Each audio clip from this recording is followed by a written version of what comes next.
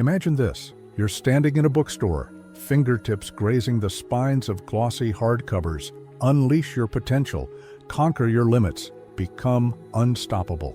Each title pulses with a seductive urgency, as though the answers to your deepest inadequacies lie laminated in these pages. You buy 3. For weeks you annotate them fervently, rising at 5 a.m. to journal and meditate, reciting affirmations until your reflection feels like a stranger. You are doing the work, and yet 6 months later, the gnawing void remains. Your relationships fray, your ambitions stagnate. The books gather dust, and you buy more. This is not an accident. Beneath the neon promises of transformation lurks a darker truth. The self-help industry does not want you healed. It needs you hungry. It thrives on the quiet agony of your unfulfillment, the exquisite tension between who you are and who you believe you could be. Every relapse into self-doubt, every moment of existential vertigo when the affirmations wear off, every midnight Google search for how to stay motivated feeds a $13 billion machine built on a single devastating paradox. The more you consume, the more you'll need to consume. Consider the math. If these systems truly worked, the industry would collapse. Instead, it multiplies, a hydra sprouting new gurus, podcasts, and 30-day challenges for every unmet need. You are not failing because you lack discipline. You are trapped in a cycle engineered to manufacture the very insecurity it claims to cure. Why else would every solution feel like a temporary high, leaving you emptier than before? Why? Do the goalposts of success keep shifting from happiness to productivity to authenticity, always hovering just beyond your grasp? This is not a flaw. It is the business model. Your despair is algorithmic. Every Instagram post about crushing your goals is a breadcrumb leading you deeper into the maze. Every bestseller's checklist of life-changing habits is a silent indictment of your current existence. You are caught in what Jean-Paul Sartre called bad faith, a surrender to external narratives about who you ought to be, a relinquishing of your agency to the slick, smiling priests of self-optimization. But what if the real secret is that these purveyors of enlightenment are themselves enslaved, that their empires rest on the same fractured foundations as your doubt? Here is the great unspoken question clawing at the edges of your consciousness. What if the path to self-actualization begins not with obedience to these systems, but with rebellion against them? The answer lies buried in the shadow of every motivational seminar, encoded in the hollow eyes of influencers peddling authenticity like a branded product. It whispers through the pages of your half-finished gratitude journal. You are not broken. You are a renewable resource, but to see it, you must first confront the machinery of your own captivity, the psychological wires tightening around your wrists each time you vow to start fresh Monday. You must dissect the cult of perpetual improvement, trace its roots through the fertile soil of human fear, and confront the unsettling truth that your hunger for salvation has been weaponized against you. This is where the veil begins to tear. You wake at dawn as prescribed. You drink your lemon water, recite your mantras, and open the app that tracks your mindfulness minutes. For a moment, it feels like progress, until you catch your reflection in the black mirror of the screen. The face staring back is not a warrior or a sage, but a debtor. You owe more discipline, more hustle, more optimization. The treadmill hums louder.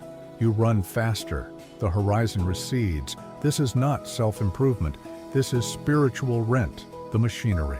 Grinding beneath the self-help empire was forged in 2 furnaces, the human brain's ancient wiring and capitalism's appetite for infinite growth. To understand why you can't escape the cycle, we must follow the trail of crumbs left by philosophers who mapped the terrain of human suffering long before Instagram gurus commodified it. Begin with Nietzsche's will to power, the primal drive, to overcome, to dominate, to become. The self-help industry hijacks this impulse, redirecting it into a hall of mirrors. Unleash your potential, they cry. But potential is redefined weekly. Learn this framework, buy this course, adopt this morning routine. Nietzsche warned of the last man, the hollow creature who prioritizes comfort over transcendence. Yet here you are, chasing transcendence through comfort, life hacks to bypass struggle, manifestation to avoid labor, positive thinking to anesthetize pain, the will to power, neutered and repackaged as a productivity webinar. Jung understood the shadow, the parts of ourselves we exile to the unconscious. The industry weaponizes this. Every post about 10 traits of highly successful people inflames your shadow, that reservoir of shame and inadequacy. You're told to confront your limiting beliefs, but only through their frameworks. Buy the journal, join the mastermind, hire the coach. The real terror that you might already be enough, that the answer lies in reintegration rather than purification, is buried under another layer of consumerist spirituality. Schopenhauer saw it clearly. All desire is suffering. The moment you crave success as defined by others, you enter a loop of perpetual dissatisfaction. Modern self-help doesn't resolve this, it monetizes it. The dopamine hit of buying a new book, the fleeting rush of a habit tracker's streak, the illusion of control from planning every minute of your day.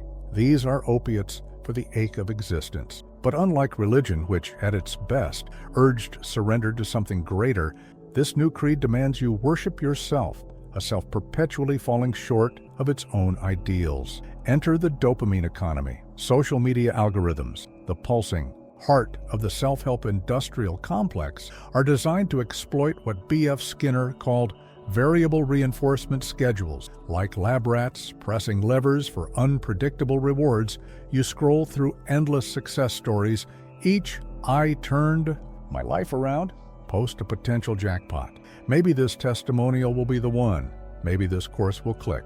The algorithm learns your despair is engagement, your insecurity is a revenue stream, but the deepest wound is existential. Viktor Frankl, Surviving Auschwitz, wrote that humans cannot endure life without meaning.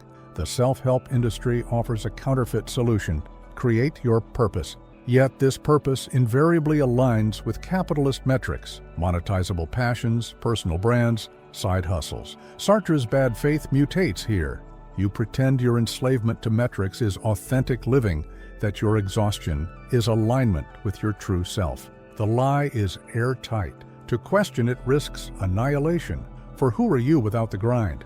Huxley's Brave New World foreshadowed this, a society pacified not by force, but by pleasure and distraction. The modern aspirant isn't chained to a factory floor, but to a dream of self-perfection. You choose the cage. You beg for more sophisticated chains, biohacking, AI coaching, neural feedback wearables. The system thrives on your complicity, convincing you that freedom lies in upgrading your shackles, and so the loop tightens. Ancient fears of mortality and insignificance, the same fears that birthed mythologies and cathedrals, are now channeled into LinkedIn posts and vision board workshops. The industry's true product isn't transformation, but permission to keep searching. To pause would be to face the void. To stop consuming would be to admit that the answer was never in the next book, the next ritual, the next guru. But what if the void is the door?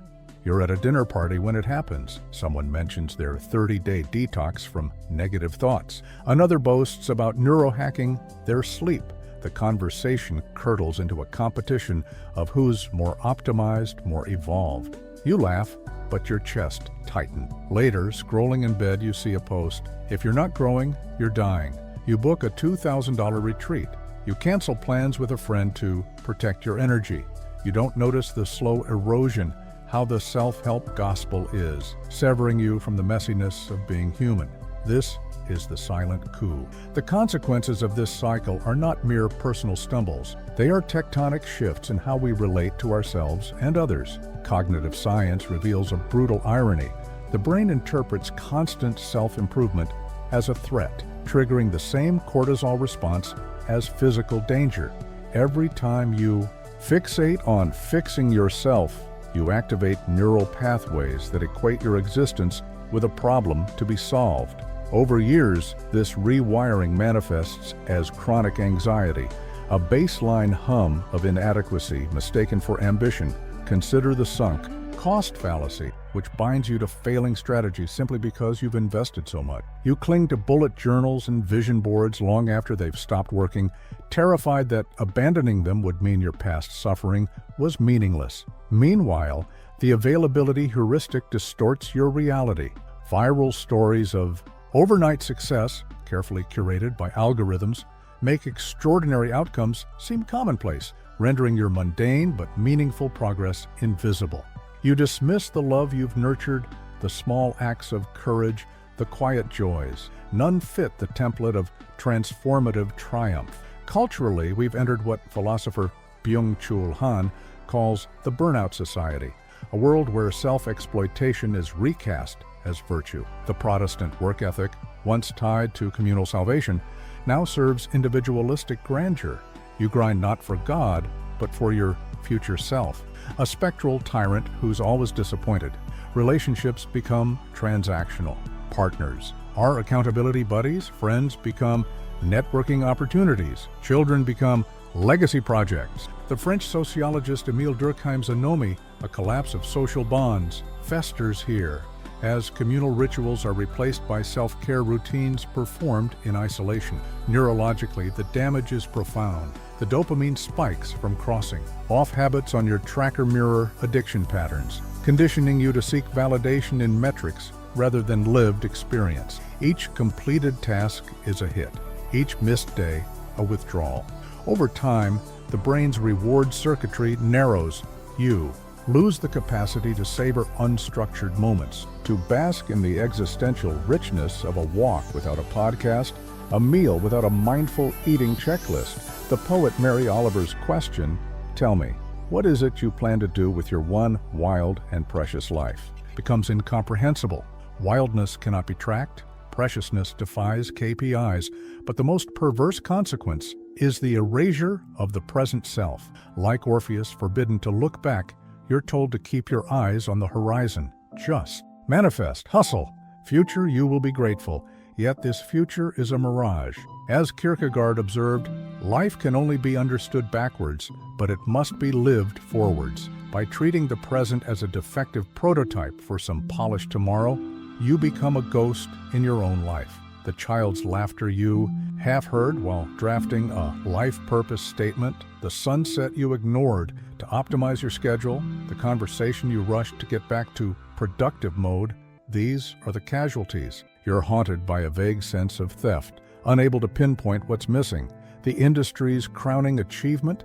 It's made you complicit in your own disappearance. You volunteer for your dissolution, mistaking it for growth. Like the protagonist of Kafka's The Metamorphosis, you wake each day a little more alienated from your body, your desires, your humanity. But instead of a cockroach, you've become a spreadsheet, a hollowed-out vessel of productivity hacks orbiting the black hole of your unmet potential. Yet here, in the ruins, a truth flickers. Your suffering is not a bug in the system, it's the system's fuel. The more you vanish, the more the machine thrives. It needs your estrangement from the present, your loathing of the unoptimized, your reliance on external salvation. It needs you to forget that forests grow without habit trackers, that rivers carve paths without manifesting, that humans have survived millennia without a single life coach. But what if you dared to? You stand in front of your meticulously organized bookshelf, the one stocked with guides to unlocking your best self. And for the first time, you see it, not as a shrine to growth, but as a mausoleum. Your hands shake as you pull down a volume titled Atomic Habits. You tear out a page, then another. Then, soon, confetti of productivity, hacks, and 5 a.m. routines litter the floor. A laugh escapes you, sharp and unscripted. It's the first real sound you've made in years. This is not self-sabotage. This is insurrection. Rebellion begins with a heretical thought. What if the path to freedom isn't through more discipline, but through less? Not the performative minimalism sold by influencers, but a radical divestment from the very idea that you need fixing. History's greatest liberators, from Diogenes carrying a lamp in daylight, searching for an honest man, to Woolf writing A Room of One's Own, understood this. True power lies not in compliance, but in questioning the premise of the game. Let's start with time, the currency of the self-help empire. Your Google Calendar, color-coded and choking with back-to-back deep work blocks, mirrors the assembly lines of the Industrial Revolution. But you are not a machine. The French Marxist Henri Lefebvre warned of the colonization of everyday life by capitalist rhythms. Your rebellion? Reclaim waste. Sit for an hour watching clouds. Cook a meal without podcast accompaniment. Let your mind wander into the forbidden territories of unproductive thought. These acts are subversive. They sever the neural pathways trained to equate worth with output. Studies show that idle contemplation activates the brain's default mode network, sparking creativity and self-awareness no productivity hack can replicate. Next, weaponize imperfection. The Japanese practice of kintsugi, repairing broken pottery with gold, celebrates flaws as sites of transformation. Apply this to your psyche. When you miss a workout, declare it a sacred lapse. When you snap at a loved one, dissect the anger. Not through a guru's emotional mastery framework, but through raw, unmediated curiosity. Jungian analyst James Hollis writes, "We do not heal the past by making it the present. We heal the past by living the present fully." Stop trying to cure your shadows. Dance with them. History offers blueprints. Consider the 17th century Quietists, Christian mystics who rejected performative piety to seek God in stillness. Their heresy? Believing divinity couldn't be earned through rituals or self-flagellation. The church exiled them. The self-help industry would cancel them. Or Emily Dickinson, who turned her back on literary salons to write one day 200 poems in secret, a rejection of platform building avant la lettre. These weren't failures of ambition. They were conscious withdrawals from systems that conflate visibility with value. Neuroscience confirms the power of such revolt. When you stop chasing dopamine hits from habit streaks, the brain's prefrontal cortex, hijacked by years of goal-oriented thinking, begins to rewire. Neuroplasticity, that buzzword of optimization, becomes your ally in de-optimization. A 2021 study found that subjects who abandoned structured self-improvement showed increased activity in the insular cortex, the region governing interoception, ability to sense hunger, fatigue, and emotion. In simpler terms, the less you work on yourself, the more you become yourself. But the true battleground is meaning. Viktor Frankl's logotherapy teaches that purpose emerges not from self-focus, but from forgetting the self through service, art, or communion with others. The rebellion here is twofold. First, reject the industry's narcissistic mantra that you are the center of your universe. Second, embrace what philosopher Simone Weil called attention, the capacity to gaze at the world with such self-forgetting intensity that the boundary between you and a leaf, a stranger's laugh, a line of poetry, dissolves. This is the antithesis of manifesting. It's surrender to a reality larger than your ambitions. The system will retaliate. Algorithms will flood your feeds with relatable memes about burnout, trying to recapture your attention through faux vulnerability. Friends will express concern. You've changed. Lean into the discomfort. When a colleague asks about your goals, quote Rilke, "I live my life in widening circles." When pressured to get back out there, channel Sappho's fragments. Find beauty in the unfinished, the ambiguous, the gorgeously unresolved. This rebellion is not passive. It demands the courage to disappoint your past self, your mentors, the cultural gods of growth. It means standing in the supermarket aisle, ignoring the latest life-changing bestseller, and buying a novel instead. It means ending relationships with coaches who profit from your brokenness. It means staring into the void and realizing, as Nietzsche did, if you gaze long into an abyss, the abyss also gazes into you. And discovering that the abyss wears your face, sings your name, holds the parts of you exiled by self-help's tyranny. You are not losing yourself. You're returning from a war you never chose. You're in the shower when it happens, water sluicing over your shoulders, steam curling like smoke from a burnt offering. For once, no podcast blares in the background, no mantras chant in your skull, just the roar of liquid and a sudden, violent clarity. You were never incomplete. You were never a project. You are not a story waiting for a third act twist. The realization hits like a sucker punch to the soul. You sink to your knees, laughing through tears, as decades of striving dissolve into the drain. This is not an epiphany. This is annihilation. The ultimate truth is this: the self-help industry's greatest trick wasn't selling you solutions, it was inventing the problem. Like a magician dangling keys to a cage they built, it convinced you that your humanity, your doubts, your stumbles, your raw and unedited existence was a glitch to be debugged. But here's the secret scorching through the lies. You were whole from the start. The hunger for more success, more peace, more self was never yours. It was a phantom implanted in your psyche, a spiritual malware running on loops of ancient fear and capitalist code. To understand this is to witness the collapse of reality as you knew it. Philosophers have whispered versions of this truth for millennia.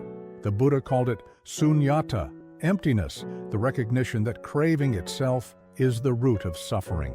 Meister Eckhart, the 14th century mystic, wrote, "The eye with which I see God is the same eye with which God sees me." Even Nietzsche, often misquoted by hustler gurus, declared, "Become who you are, not more, not better, who you are." But how did we forget? The answer lies in what neuroscientists term predictive processing, the brain's obsession with modeling the future to avoid danger. The self-help industry weaponized this survival mechanism, convincing you that you are the danger. Your present self became a threat to your future self, triggering a perpetual civil war. Every goal crushed, every habit tracked, every affirmation chanted was a skirmish in this unwinnable conflict. But the war was fake. The enemy was a hologram. Now comes the reckoning. Imagine holding a mirror to another mirror. Infinite reflection, stretching into oblivion. This is the illusion of the self you've been trying to perfect, a fractal of borrowed ideals, societal shoulds, and trauma responses masquerading as ambition. Shatter the glass. What remains? Not nothing, everything. The unscripted laughter of a child. The ache of love that defies boundaries. The quiet awe of existing in a universe where atoms forged in dying stars now dance as your cells. This is not a metaphor. This is biology. This is physics. This is the blasphemous miracle of your existence. The French philosopher Albert Camus saw absurdity as the collision between our hunger for meaning and the universe's silence. His solution: revolt. One must imagine Sisyphus happy, he wrote of the mythical king condemned to eternally roll a boulder uphill. But the industry perverted this, selling you peak performance hiking boots for your rock. The true revolt is to let the boulder rest, to sit in the dirt, sweat cooling on your brow, and finally see the sky. Here is the paradox that unshackles. The moment you stop seeking purpose, you become it. A 2023 study on post-growth consciousness found that subjects who abandoned life goals reported heightened states of presence and connection, not passivity, but a shift from doing to being as the locus of meaning. A grandmother gardening becomes a symphony of soil and sunlight. A barista's morning ritual becomes a sacrament. Your existence, unplugged from the grid of validation, becomes art. This is not nihilism. It's the opposite. By releasing the need to mean something, you become inseparable from meaning itself, like a wave realizing it's the ocean. The poet David Whyte writes, "Anything or anyone that does not bring you alive is too small for you." The industry made you small. It sold you a prison of your own potential, but potential is a corpse. Aliveness is the truth. So what remains when the lies burn away? A single, irreducible fact: you are here, not as a verb to be conjugated, improve, optimize, transcend, but as a statement of cosmic grammar. The universe didn't labor for 13.8 billion years to produce a product. It exploded into being for the same reason you breathe, because it's what life does. You are not a problem. You are a phenomenon. The evidence surrounds you, in the way shadows deepen at dusk, making room for stars. In the fact that trees share nutrients through underground networks, a lesson in kinship no mastermind could replicate. In the laugh that bursts from your throat when you finally grasp the joke, you've been free all along. The industry will keep churning. Gurus will peddle new gospels. Algorithms will mine your pain for profit. Let them. You've unearthed the antidote to their poison. Existence is its own justification. As the shower's water cools, you rise, dripping, naked, utterly ordinary. You don't reach for a towel, not yet. For this moment, humid, unproductive, breathtakingly real, you let yourself occupy your life. No filters, no timelines, no next steps. Somewhere, a bird sings. The sound has no KPI. Epilogue. The screen goes dark.